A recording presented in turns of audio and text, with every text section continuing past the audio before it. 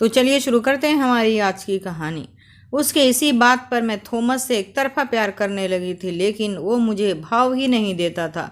जब हम दोनों बहनों की कंपनी छोड़कर मार्केट में अपनी शॉप खोल ली तो एक थॉमस ही था जिसने हमारी शॉप को सेटल करने में हमारी बहुत मदद की थी। दूसरों की मदद करने से की उसकी इसी आदत पर मैं मरती थी, लेकिन वो था कि मेरी तरफ देखता भी नहीं था। एक दिन जब खुशबू शॉप पर निकल गई तो मैंने थॉमस को बहाने से अपने फ्लैट पर बुलाया।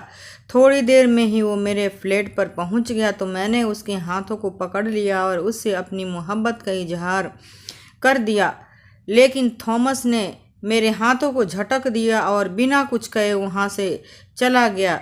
मुझे उसकी ये बात आज तक समझ ही नहीं आई कि एक खूबसूरत, हसीन और जवान लड़की को जो अपने दिल में मोहब्बत की सेज सजाए बैठी हो, उसे क्यों कोई ऐसे धुतकारता सकता है। मुझे लगने लगा था कि शायद थॉमस नामर्द है।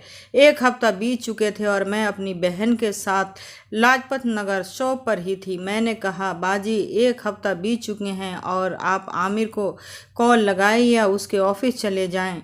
ऑफिस में वो ना मिले तो सीधा वसंत कुंज के उसके घर पर पहुंच जाएं। इस बार उसको छोड़ना ही नहीं है।